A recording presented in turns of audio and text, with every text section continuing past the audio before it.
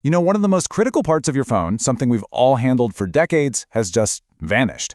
And the crazy part is, most of us never even noticed it was gone.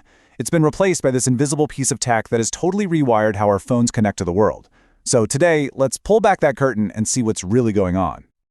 Oh yeah, we've all been there, scrambling around looking for that tiny little metal poker, or let's be honest, an unfolded paper clip, trying to pop open that little tray on the side of your phone. That whole awkward dance just to swap out a tiny piece of plastic, well, that's officially becoming ancient history. So what took its place? And more importantly, is this new way actually better? And is it safer?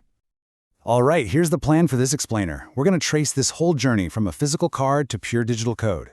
We'll start by officially calling the time of death on the old SIM card, and then unpack the magic of how a simple QR code can get your phone running. Then, we're going to pop the hood and look at the hidden tech that makes it all work.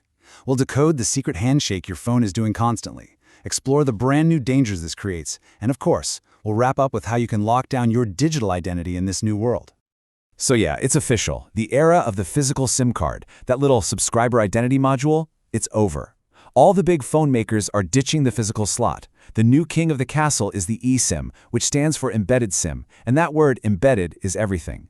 This isn't something you can hold in your hand or lose in the couch cushions anymore. Nope, it's a part of your phone's brain soldered right in from day one. So what does that really mean? Well, at its heart, an eSIM is just a tiny programmable chip that's permanently stuck inside your phone. Think of it less like a driver's license you carry in your wallet and more like a built-in digital passport. It does the exact same job as the old plastic SIM. It tells the network who you are, but the game-changing part is it does it all with software. This means your mobile identity isn't a physical thing anymore. It's just data that can be written, rewritten, or even erased. Okay, so if you don't have a little card to push into a slot, how in the world do you get your phone number onto a new device? Well, this is where it starts to feel a little bit like a magic trick. It all comes down to something we see just about everywhere these days, a QR code. And honestly, the whole process is as simple as it looks. You just open your camera, you scan the QR code that your carrier gives you, and your phone uses that as a key. It opens a secure connection to a server and downloads something called a profile. Now, this profile is basically your digital DNA for the network. It's got your phone number, your data plan, everything. That profile gets loaded onto the eSIM chip, and boom! In just a few seconds, you've got service. No more waiting for the mail, no more fumbling with tools. And the reasons for this shift are pretty powerful. For starters, when you get rid of that physical tray, you free up precious real estate inside the phone. That could mean more room for a bigger battery, which we all want. It also lets you have multiple numbers on one phone, like your personal and your work line, and you can just toggle between them. Plus, sealing up another hole in the phone's body makes it tougher and more water-resistant. And a big one, it's a lot harder for a thief to just pop out your SIM card and take over your number if your phone gets stolen. So far, this all sounds like a huge win, right? But to really get what's going on, we have to look past that simple QR code. That convenience is actually hiding a super complex dance between some really fascinating pieces of technology. So let's go behind the scenes and meet the key players that make this whole digital symphony happen. This chart lays out the whole team. Let's break it down. First, inside your phone, you've got the eUCIC. That's the fancy name for the eSIM chip itself. Just think of it as a tiny, secure vault. Next to it is the baseband, which is your phone's modem. It's the radio that actually talks to the cell towers. Then, over on your carrier side, you have the SMDP Plus server. Think of that as the factory that securely builds and sends you your profile. And finally, there's the HLR/HSS, which is basically the network's master list, the bouncer at the door that checks your ID. All four of these have to work together perfectly, every single time. Let's zoom in on that eUIC for a second.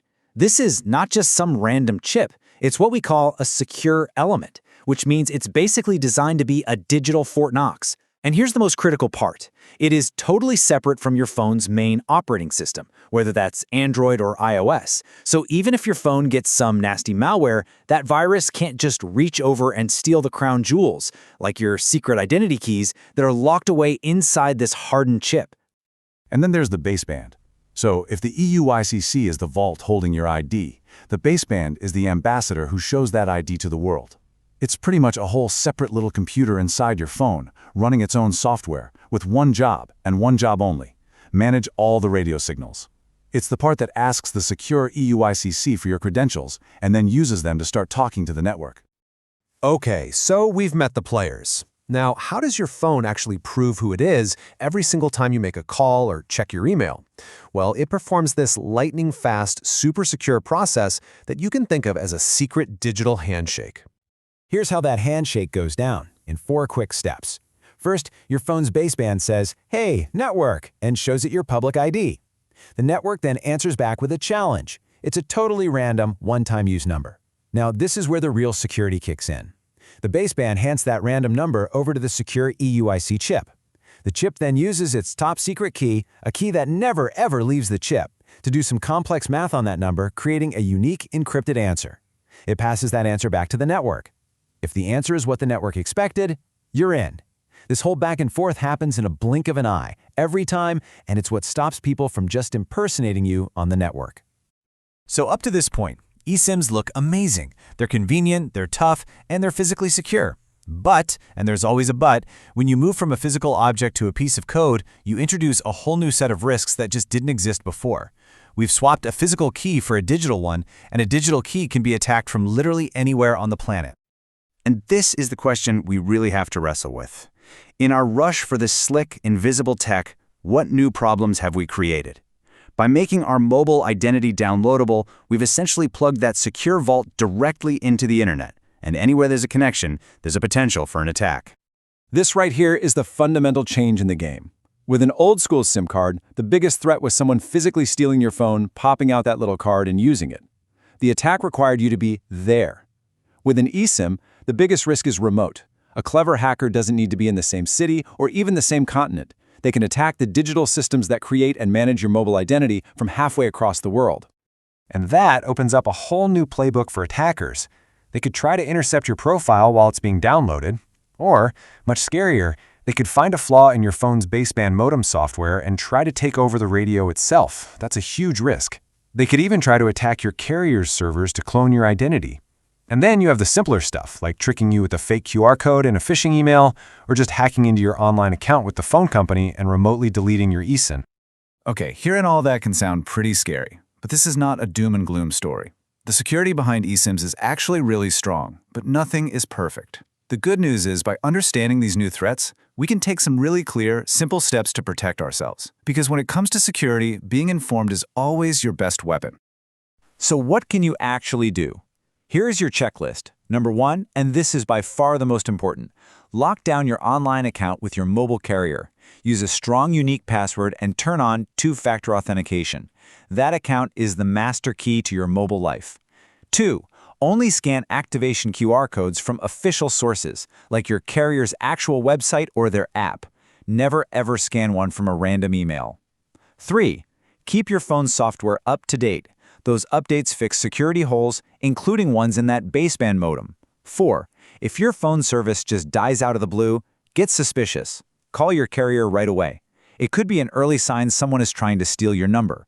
5, don't jailbreak or root your phone. It might seem cool, but it can tear down the security walls that keep that eSIM chip isolated. And last, just do a little digital cleanup. If you have old eSIM profiles on your phone you don't use anymore, just delete them. And that really brings us to the big final thought. The eSIM is an amazing technology. It's a huge leap forward in convenience and design. But it's also a fundamental change in how we think about identity. Our connection to the network isn't a physical thing we own anymore. It's a piece of software that's delivered to us from a server. And that leaves us with a really important question to think about.